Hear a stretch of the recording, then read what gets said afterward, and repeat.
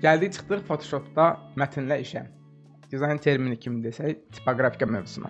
Baxa görə Photoshop mətn redaktə etmək üçün bizə hansı imkanları verir, hansı pəncərələr, hansı alətlər var. Bir Instagram üçün tipoqrafika mövzusunda bir seriya posteri hazırlayaq ki, buna Instagram termini ilə karusel posteri deyirlər. Yəni bir neçə ard-arda düzülmüş poster hazırlamaq lazımdır.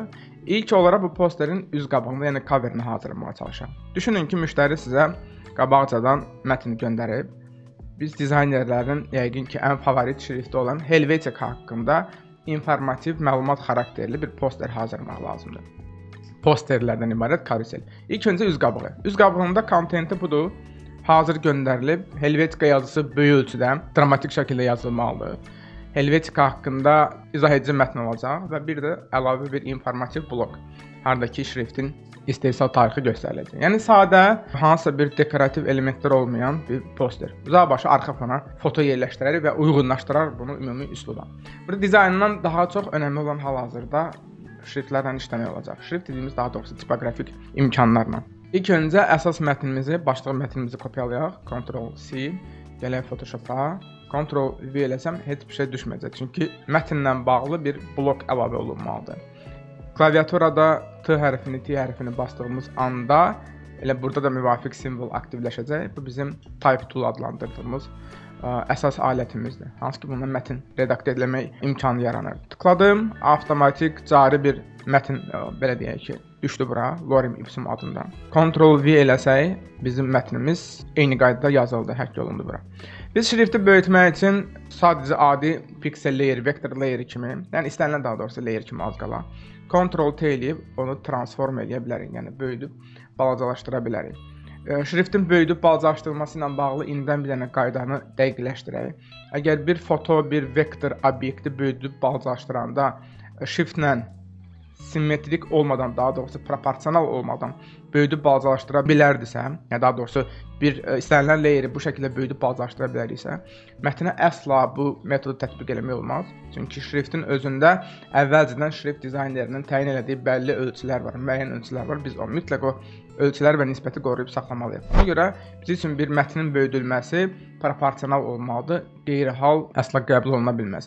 Bu ümumi kobud şəkildə mətnin böyüdülməsi, mətn blokunun böyüdülməsi. Təbii ki, bir şrifti böyüdüb balacalaşdırmaq üçün biz onun ölçülərinə və digər parametrlərinə müdaxilə etməliyik. Ona görə gəlin ayrıca mətnlə işləmək üçün əlimizin altında olan pəncərələrdən birinə müraciət eləyək, yəni ki, character-ə. Artıq iki tipoqrafika ilə işlə bağlı iki imkanı nəzərdən keçirdik. Bir Type Tool, hansı ki, tıklayıb yazı yazırıq. Escape-i basım, artıq layer silim. Bir də bizim character pəncərəsi. Gəlin elə bu günləri bu character pəncərəsi ilə tanış olaq. Ən son hansı character pəncərəsində parametrləri təyin eləmisinizsə, növbət dəfədə mətn yazanda avtomatik həmin parametrlər burada olacaq. Mən elə Helvetica şrifti ilə işlədiyimə görə həmin şriftin parametrləri, şriftin özü, şriftin qalınlığı və digər ölçüləri təyin olundu. Amma böyük ehtimal ki, əgər bir dəyişiklik eləməmisinizsə, sizdə Adobe-un bizə sırf Photoshop üçün təklif elədiyi default cari bir şrift olan Myriad fontu aktivləşəcək. Şrifti ümumiyyətlə dəyişməyin qaydası bu. Mətnlə bağlı layerimiz aktivdirsə, character pəncərəsində ki, əslində bu character pəncərəsi elə bizim bu properties dinamik pəncərəmizdə də görünür, amma sadəcə tamamilə bura fokuslanmaq üçün ayrıca pəncərə kimi bunu gözümüzün qabağına gətirdim. Bu siyahıdan, qabaqcadan kompüterimizə yüklədiyiniz bütün şriftləri görə bilərsiniz. Bura sistemlə bir yerdə, əməliyyat sistemi ilə bir yerdə gələn şriftlər aiddir. Bura Adobe proqramlarını yükləyərkən gələn şriftlər aiddir. Bir də ümumiyyətlə sonradan sizin özünüzün internetdən tapıb alıb yüklədiyiniz şriftlər aiddir. Helvetica haqqında olduğuna görə poster hər halda şrifti də Helvetica olaraq təyin etmək lazımdır. Ya siyahını açıb 3 saat aşağı doğru scroll edib gedib Helvetica-nı tapmaq lazımdır. Ya da ki, həmin bu şrift adı olan hissəyə tıklayıb müvafiq adı daxil etmək lazımdır. Əgər həmin şrift sizdə varsa, təbii ki, yoxsa orada çıxmayacaq. Avtomatik bu siyahıda görünməlidir. Göründüyü təqdirdə siz istədiyiniz şrifti buradan seçə bilərsiniz. Gördüyünüz kimi diqqət etdinizsə, mən bura Helvetica yazdığım halda Helvetica-nın bir sıra fərqli alternativləri çıxdı. Helvetica-nın fərqli alternativləri, fərqli qalınlıqları və ya üslub fərqlilikləri nümayiş olundu. Ümumiyyətlə, biz əslində buna deyirik Helvetica-ya bir şrift kimi deyil də, şrift ailəsi kimi, ingilis dili termini ilə desək, font family kimi baxmalıyıq. Helvetica bir şrift ailəsidir, amma şrift ailəsinin tərkibində olan fərqli qalınlıqlar, fərqli əyri və düz görüntülər, enli və ya ensiz olan variantlar, bunlar hamısı bir şrift ailəsinin tərkibindəki fərqli şriftlərdir. Şriftlə bağlı hələlik bunları bilsək bizə kifayət eləyər.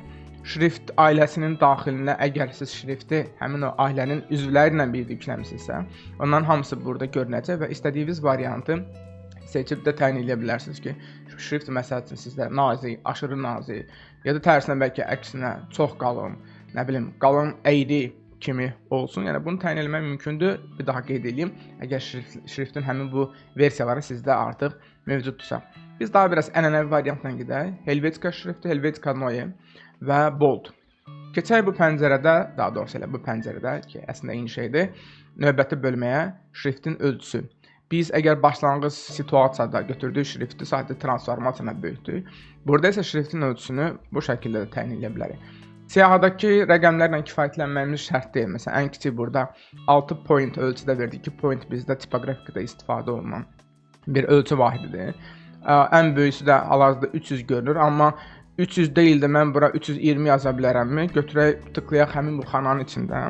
320 yazıb enter basaq və görə bilərsiniz ki, həmin daxil etdiyimiz göstərici bu şriftə təsir edəcək, daha doğrusu şrift üçün təyin olunacaq. Biz əgər bəzən buradakı bəlli parametrlərlə, müəyyən ölçülərlə işləyiriksə də, amma bir çox hallarda da sırf posteri dizaynında daha çox bizə dizaynımıza görə, zövqümüzə görə, düşüncəmizə görə hansı qabaritlər lazımdırsa, o şəkildə şrift ölçüsünü təyin edirik. Bunun üçün də yəqin ki, ən yaxşı variant şrifti, mətni götürüb transform vasitəsilə böyüdüb balacalaşdırmaqdır. Sırf səliqəli sistemini işləmək üçün bir tövsiyəm, yəni götürüb böyüdüb balacalaşdırandan sonra bir dizayner səliqəsi formalaşsın deyə.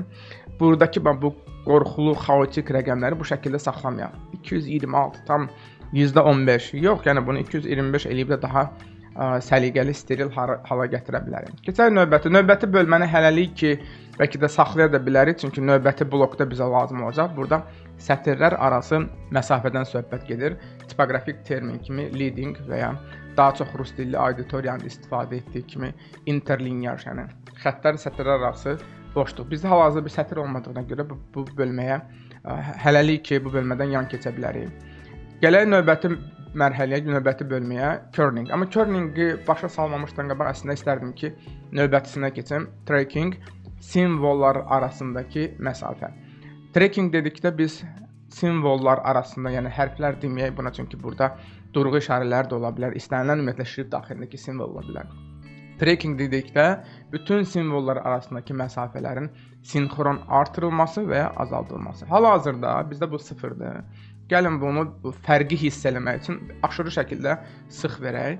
Avtomatik bizim simvollar arasındakı məsafə mənfi olduğuna görə onlar bir-birinə yaxınlaşdı. Hətta nəinki yaxınlaşdı, bəzən simvollar bir-birinin içinə girdi. Təbii ki, bu halda mətnin oxunaqlığı itmiş olacaq. Çox da bu şəkildə mənfi trackingdən biz nadir hallarda istifadə edirik. Bir də bunun tərsinəsi var. Yəni hərflər arasında, simvollar arasında məsafəni biz açmaq istəyiriksə, o zaman müsbət tracking vermək lazım gələcək. 2 dəfə tıklayıb mətnin içinə daxil olaq. Ctrl-A, macOS-də isə Command-A-la bütün mətnləri seçək. Hər dəfə bir tracking təyin etmək üçün bu siyahıya gəlib bu şəkildə drop-down menyudan lazımi göstərici seçməyə ehtiyac yoxdur. Ctrl-A etdiyimiz halda klaviaturada Alt-ı basıb saxlayıb və yenə də klaviaturadakı sola-sağa oxlarla biz həmin hərflər arasındakı trackingi artıra və müvafiq şəkildə azalda bilərik. Atdığımız addıma uyğun fikir versəz karakter pəncərəsində tracking göstəricisi də dəyişir, mənfiyə və ya müsbətə doğru. Ümumiyyətlə, Helvetica və Helvetica tipli neoqrotesk adlandırdığımız, hətta təkcə neoqrotesk yox, ümumiyyətlə, qrotesk şriftlərin bir çoxları, xüsusən də qalın variantları sevir ki, şriftlər, simvollar arasındakı məsafəni biz biraz müəyyən qədər mənfi trackinglə verək, mənfi trackinglə təyin edək. Sadəcə diqqətli olmaq lazım ki, hərflər, simvollar aşırı şəkildə bir-birinin içinə girib simvolu tamam fərqli bir görüntüyə salmasın. Ki, indiki halda da baxmayaraq ki, biz kifayət qədər mənfi trackingdən istifadə elədik, böyük göstəricidir bu. Amma əsasən simvollar oxunur. Uzaq başı gəlin biraz mənfi 55 deyil də mənfi 40 kimi təyin edib bir balaca buradakı simvollar arasındakı məsafəni optimallaşdıraq. Elə bu halda artıq qonşusuna da müraciət eləmək olar. Söhbət Kerningdən gedir. Hər hansı xananın üzərinə kursoru gətirdikdə həmin xananın nəyə qulluq etdiyini göstərən, izah edən bir mətn bloku da gələcək. Yəni bir çox hallarda bundan da faydalana bilərsiniz.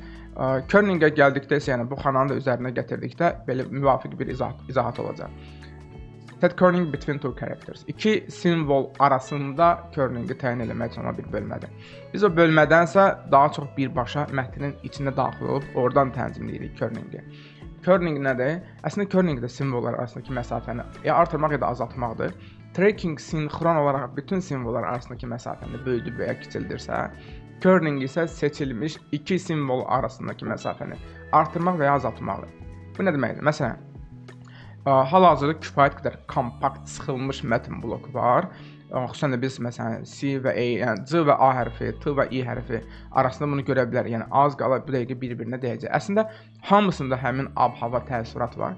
Amma tutaq ki, əslində bu yazıda kerninglə bağlı bir o qədər ciddi problem yoxdur. Yeganə biraz da şübhələndiyimiz detal burdadır. Yəni E hərfi sanki qonşularından biraz da aralı dayanıbdır. Yəni mən istərdim ki, E-nin solundakı və sağındakı, xüsusən də solundakı məsafəni digərləri kimi biraz daha sıx edim. Ən azından sıx göstərim.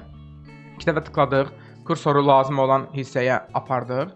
Yenə də Alt-ı basıb saxlayıb klaviaturadakı sol və ya sağ oxdan istifadə eləməklə kerning əməliyyatını icra edə bilərik. Seçilmiş həmin bu iki simvollar arasındakı məsafə bu şəkildə ya artacaq ya da azalacaq. Bu bir optik tənzimləmə məsələsidir. Yəni burada bir net qayda verə bilmirik, etalon verə bilmirik. Bir balaca təcrübə tələb eləyir, biraz dizayner gözü tələb eləyir. Bir müddət mətnlə işlədikdən sonra, xüsusən də böyük ölçülü mətnlərdə, loqotip dizaynında biz mətnə bu şəkildə müdaxilə eləyirik. Bununla da şrift ölçüsü, ara məsafə qalır növbəti dəfəyə.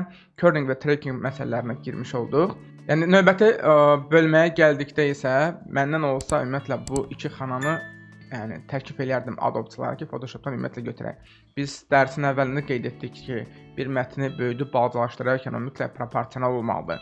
Shift-i basıb saxlayıb qeyri-proporsional şəkildə bunu böyüdüb balacalaşdırmaq olmaz. Amma bu xana elə imkan verir ki, biz bu işi hətta biraz daha sistemli rəqəmlərlə görək. Məsəl üçün, vertikal şaquli istiqamətdə mətnimizin miqyası tutaq ki, 30% olsun deyib mətni bu şəkildə sıxıram. Yəni bunu əsla eləmək olmaz. Təbii ki, burada da üfüqi istiqamətdə mətni sıxmaqdan söhbət gedir. Ümumiyyətlə, praktikada da çox bəlkə də nadir hallarda istifadə edə biləcəyimiz, hətta mən xatırlamıram ki, son vaxtlar öz təcrübəmdə bu bölmələrə müraciət edeyim. Növbəti xananın üzərinə gətirsək, set baseline shift. Baseline deyəndə biz mətnin içərisinə daxil olanda görürsünüz, mətnin aşağı doğru çıxıntısı olmayan, yumru olmayan düz simvolların tam da altından bir xətt keçir. Biz buna deyirik baseline, yəni ki, mətnin oturduğu dayaq xətti və bəzən olacaq ki, biz hər hansı bir şrifti, daha doğrusu bir simvolu yuxarı və ya aşağı hərəkət elətdirək, o baseline-dan müəyyən qədər onu sürüşdürək, müsbət və ya mənfi istiqamətdə. Onu da qeyd edim ki, bu ikonların, simvolların üzərinə gətirəndə həm həmin xananın nəyə qulluq etdiyini göstərən bir informativ blok yaranır sarı fonda. Eyni zamanda bir sola sağa hərəkət elətdirməklə müvafiq parametr dəyişməyə imkan verən bir ox əmələ gəlir. Yəni bu şəkildə idarə edə bilərsiniz. Təbii ki, amma praktik deyil.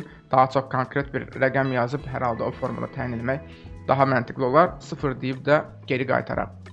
Keçək növbəti bölməyə. Növbəti bölmə isə bizim mətnimizə hansısa stilistik toxunuşlar etməyə imkan verir. Məsəl üçün birincisi, yalançı qalınlıq deyə bilərik buna biz öz dilimizdə. Yəni əgər bir şriftin qalın versiyası yoxdursa, ki bizdə əslində indi o var, müəyyən qədər şriftin sanki Photoshop kənarlarına bir kontur əlavə edir və türkçədə isə bir çakma qalınlıq yaradır, yalançı qalınlıq yaradır. Yəni bunu da əslində ehtiyac yoxdur. Eyni qaydada, yəni şriftin bir əyri variantı varsa, biz təbii ki, bundan istifadə etməliyik. Çünki şrift dizayneri özü təyin edib ki, həmin şriftin əyriliyinin görüntüsü hansı formada olsun. Amma yenə də yoxdursa, sadəcə götürüb mətni avtomatik deformasiya eləməklə sanki əyilmiş, sanki italik versiyasını almış olaraq. Əgər mətndəki bütün yazılarını böyük hərflə eləmək istəyirsə avtomatik, o zaman 3-cü simvola, 3-cü ikona tıklamaq kifayətdir. All caps simvoldur bu. Deaktiv etdikdə isə ilkin öz yazdığımız görünüşə geri qayıdacaq. Dördüncü mövzu biraz small capital, kiçildilmiş böyük hərflərdən söhbət gedir. Bu mövzuya hələ ki girib mövzunu biraz daha ağırlaşdırmaq istəməzdim. Bəzən bir düsturlar yazmaq lazım gələndə superscript və subscript bölmələrinə müdaxilə etmək lazımdır. Məsəl üçün bu harda ola bilər? Bir düstur yazırsınız, riyazi düstur, bir kimyəvi düstur, kvadratı yazmaq istəyirik, tutaq ki, Helvetikanın kvadratı. İkini select eləyək. Bir mətn simvolunu select eləmək üçün, seçmək üçün ya kursorla içəridə gəzdirmək lazımdır mətnin içinə daxil olandan sonra. Ya da ki, klaviaturadakı oxlarla biz kursoru onsuz da sola-sağa hərəkət elətdirə bilirik. Shift-i basıb saxlayıb sola hərəkət elətdirdikcə, sağa-sola daha doğrusu, müvafiq istiqamətdə biz simvolları seçmiş oluruq.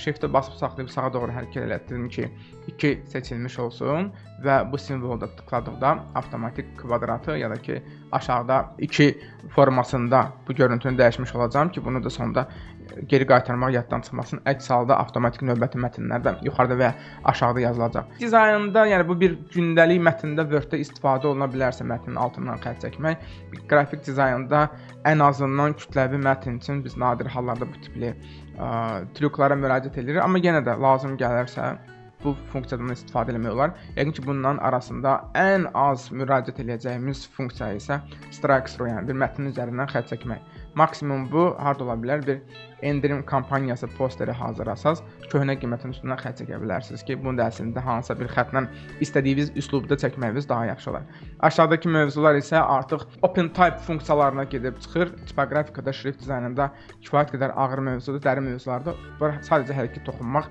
istəməzdik. Photoshopda tipografikanın əsasları adlandıra biləcəyimiz mövzu bugünlük hələlik bu dərslik daha doğrusu bu qədər kifayət edər. Biz Type Tool-la və Character pəncərəsi ilə şrift tənzimləməsi ilə tanış olduq. Növbət dərsdə isə daha çox bu nəzəri bilikləri və praktikaya tökək və müştərinin istədiyi o posteri dizayn edək. Növbət dərsdə görüşərik.